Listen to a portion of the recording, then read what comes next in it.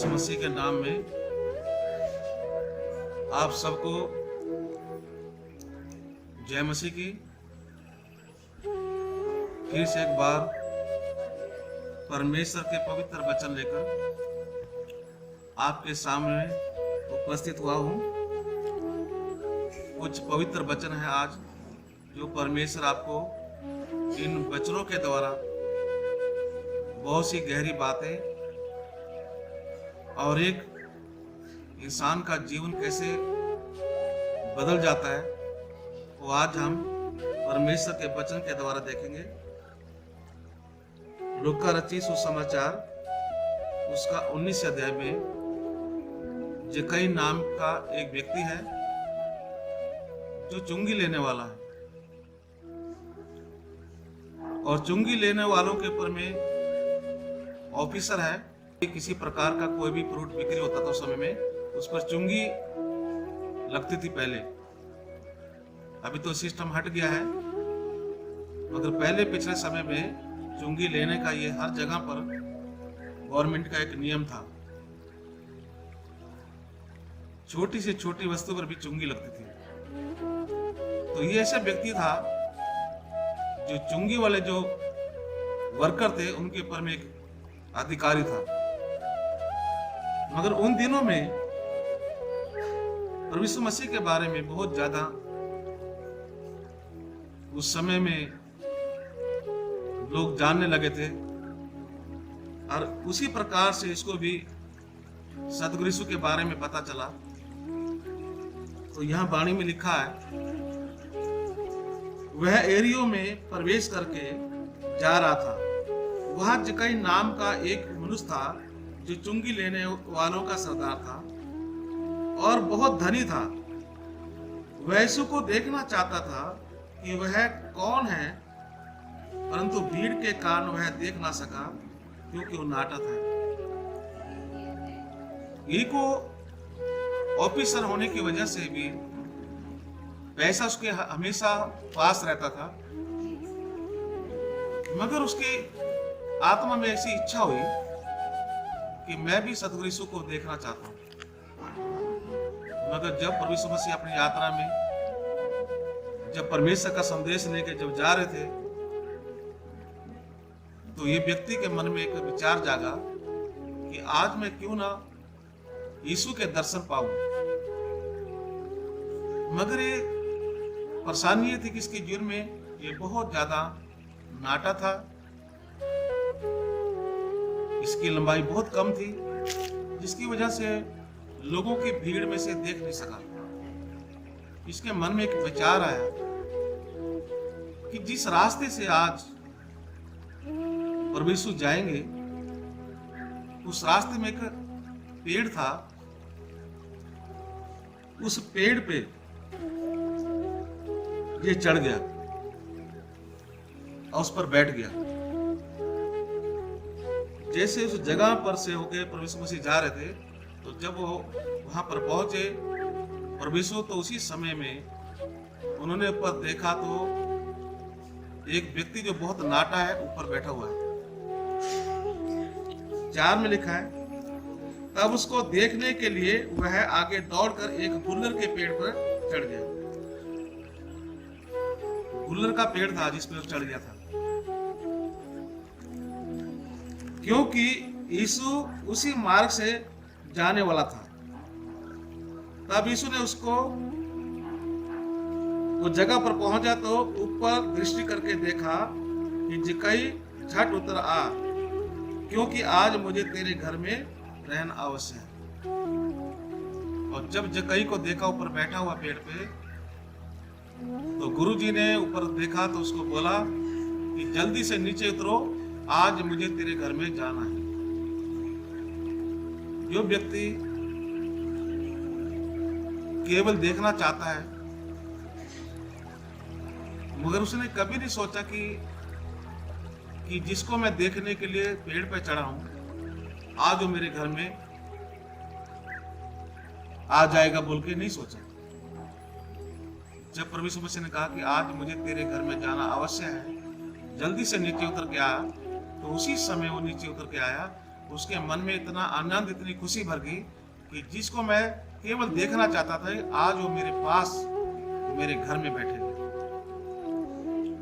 आज संसार में बहुत से लोग हैं, प्रभु यीशु मसीह के बारे में जानते हो, यूट्यूब के द्वारा, फेसबुक के द्वारा गवाहियां सुनते हैं संसार में लोग, मगर देखने की चाहत नहीं, सुनने की चाहत नहीं। इस व्यक्ति के मन में यह था कि यीशु को देखना भी चाहता था, मिलना भी चाहता था। उस समय में ये कोई प्रभु को जानने वाला नहीं था, ना ही जीसस की बातों को मानता था। एक संसारिक व्यक्ति था, अपने रीति रिवाज में रहने वाला व्यक्ति था, अपने धर्म कर्म के अनुसार सेवा करने वाला व्यक्ति होगा। मगर जैसे प्रभु यीशु मसीह इसके घर में आया तो वाणी में लिखा है, हे जिकई झट उतर आ, क्योंकि आज मुझे तेरे घर में रहना अवश्य है। वह तुरंत उतरकर आनंद से उसे अपने घर में ले गया। वो जल्दी से उतरा, बड़ा खुशी के साथ में, और सतगुरु यीशु को अपने घर में लेके पहुंच गया। और जहां वहां पर पहुंच गए इसके घर में, साथ में लिखा, यह देखकर सब लोग कुड़कुड़ाकर कहने लगे, वह तो एक पापी मनुष्य के घर जा रहा है। लोगों ने देखा कि प्रभु यीशु मसीह उनके घर जा रहा है, तो लोगों ने ठट्ठा उड़ाने लगे, क्या क्या बोलने लगे कि एक गुरु आज पापी के घर में जा रहा है। प्रभु यीशु मसीह ने कहा, हे बोझ से दबे लोगों, मेरे पास आओ, अपना बोझ मुझ पे डाल दो। वो किसी को ये नहीं देखता कि पापी है। जो व्यक्ति इसको बात करना चाहता है, मिलना चाहता है, तो प्रभु उसको क्या करता है, उसके पापों से छुटकारा देता है, उसकी समस्या से छुटकारा देगा। तो आज भी लोग,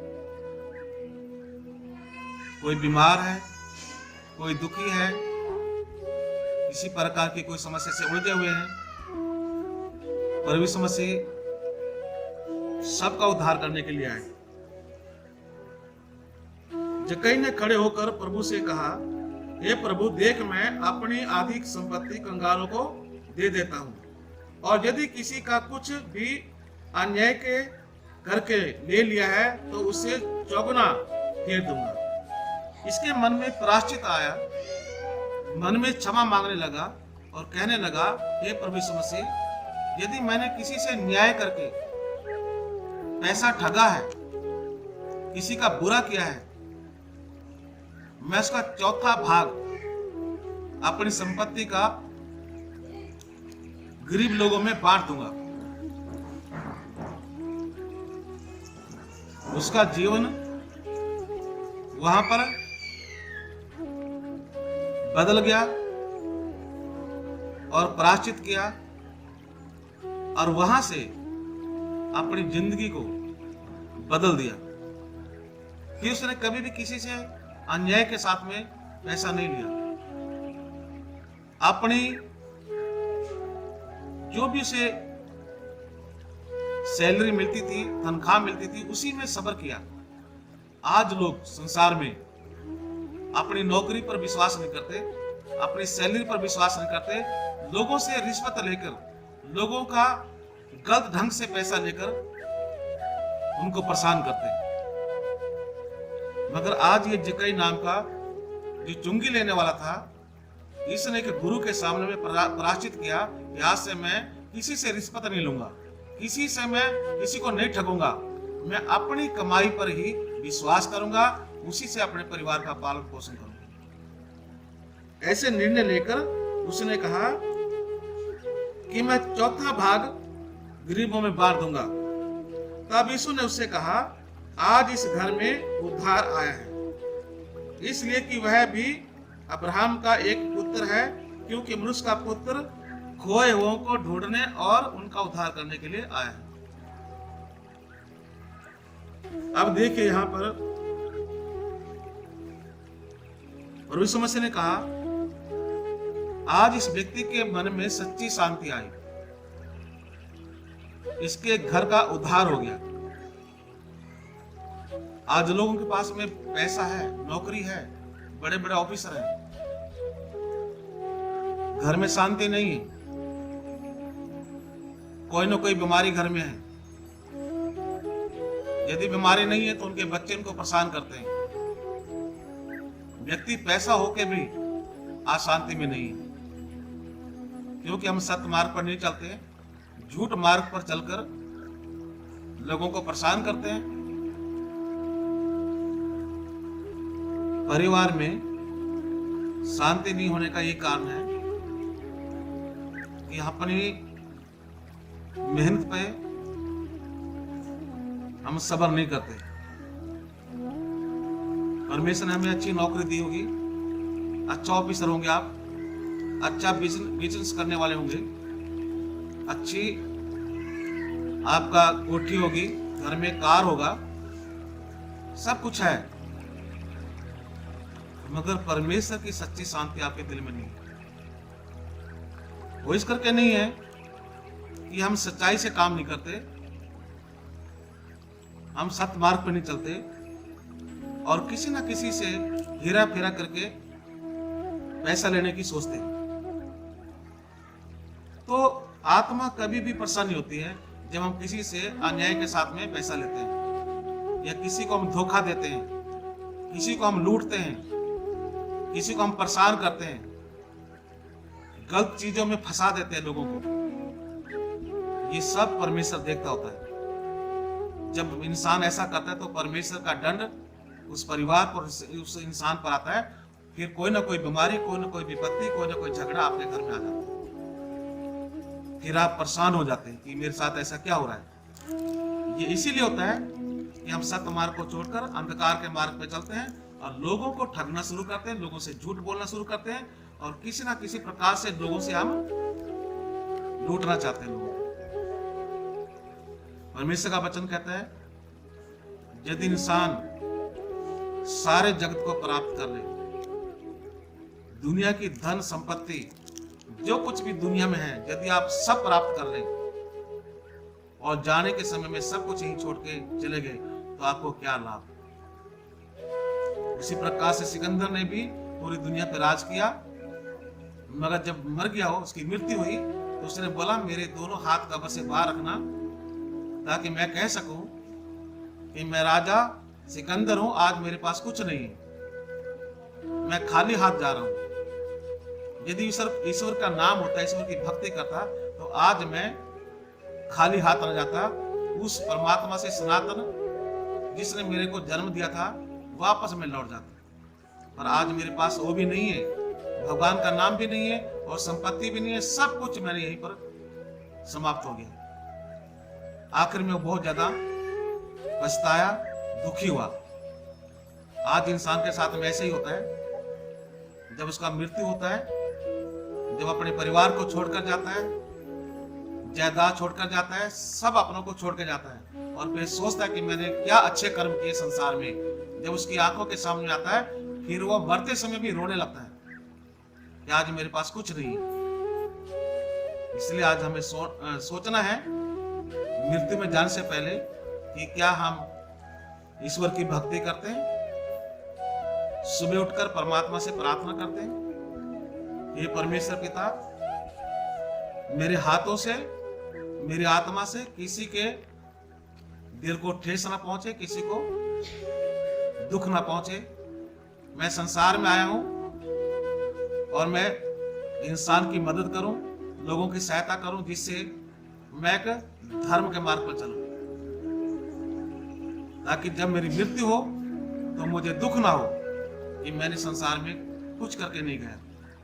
तो इसलिए प्रभु ने कहा, आज इस घर में सच्ची शांति आई है, इस परिवार का उद्धार हुआ है, क्योंकि उसने सच्चे मन से प्रायश्चित किया और अपने उस मन को, आत्मा को उस संसार के जाल से अलग किया, संसार के अभिलाषों से अलग किया और परमेश्वर की आज्ञा के अनुसार अपना जीवन बिताना जब शुरू किया, तो परमेश्वर उसके जीवन में बहुत बड़ा आशीष दिया और उसने अपनी कमाई में से चौथा भाग गरीबों में बांट दिया और फिर अपनी सच्ची कमाई से अपना पालन पोषण करना शुरू किया। इस प्रकार से आज हमें भी इन वचनों को सुनकर, यदि आज हम सच्चाई पर नहीं है, धर्म के मार्ग पर नहीं है, तो आज हमें जक्कई के जैसे प्रायश्चित करना होगा ईश्वर के आगे। और यीशु मसीह कहता है, जो कोई सच्चे मन से अपनी आत्मा से प्रायश्चित करता है तो मैं उसे क्षमा करता हूँ और उसके जीवन में सच्ची शांति और आनंद आ जाता है और अनंत जीवन प्राप्त करता है। उसकी आत्मा सनातन सनातन अमर रहती है और वो सनातन परमात्मा के पास में पहुंच जाता है। ये सब चीजें हमें चाहिए जब तक संसार में है। हमें तभी ज्ञान होगा जब हम परमेश्वर का वचन को सुनेंगे। जब इच्छा ही नहीं है सुनने की, जब उसको परमेश्वर के वचन को हम पढ़ेंगे नहीं, धर्म शास्त्र को पढ़ेंगे नहीं, सत्संग सुनेंगे नहीं, तो कैसे मार्ग मिलेगा आपको। इन चीजों को सत्संग सुनने से, परमेश्वर का वचन पढ़ने से, बाइबल को पढ़ने से इन सब चीजों का पता लगता है कि हमें किस मार्ग पर चलना चाहिए। तो आज परमेश्वर इन वचनों के द्वारा हमें आशीष दे और हम जक्कई के जैसे अपने जीवन को बदल दें और प्रभु को कहें, हे प्रभु यीशु मसीह, मैं अपने दिल का द्वार खोलता हूं, आप मेरे इस मंदिर में आए, इस शरीर में आए और मेरी जिंदगी को बदल दें और मैं सब जितने भी संसार की अभिलाषा है, बुरे विचार, नशा, रिश्वत लेना, तरह तरह की बातें जो मेरी जिंदगी में, आज मैं सब चीज को त्यागता हूं और आपके कहे के अनुसार आज मैं अपना जीवन को बदलना चाहता हूं। इन्हीं वचनों के साथ प्रभु आप सबको आशीष दे और प्रभु आपकी मदद करे ताकि आपकी जिंदगी भी बदल सके, आपको अफसोस ना हो कि मैंने दुनिया में कुछ नहीं किया बोल के। इन्हीं वचनों के साथ परमेश्वर आप सबको आशीष दे। जय यीशु की।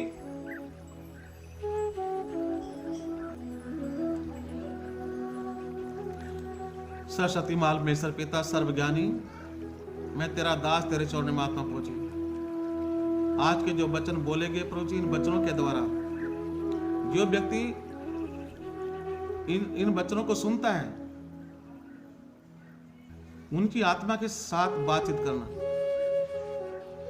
जक्कई ने यीशु को बुलाया, अपने घर लेके गया और सच्चे मन से प्रायश्चित किया। जो उसने अन्याय के साथ कमाया था, सच्चे मन से प्रायश्चित करके गरीब लोगों में बांट दिया। आज हम अपने जीवन को बदलें, अपनी आत्मा को बदलें और संसार में, अपने समाज में, अपने ऑफिस में, जहां भी हम काम करते हैं, एक हम आदर्श बने। लोग हमारी जिंदगी को देखकर उनका जीवन बदल जाए कि इनका जो जीवन है, इनका बोली, काम करने का ढंग, इंसान से बोलने का ढंग अलग है। ये सब देखकर इंसान आपके जीवन से परमात्मा को प्राप्त करेगा और आपका नाम सर्वदा इस दुनिया में लोग याद करेंगे। ये सारी प्रार्थना मांग धर करता इस मसीह के नाम से तथास्तु। जय यीशु।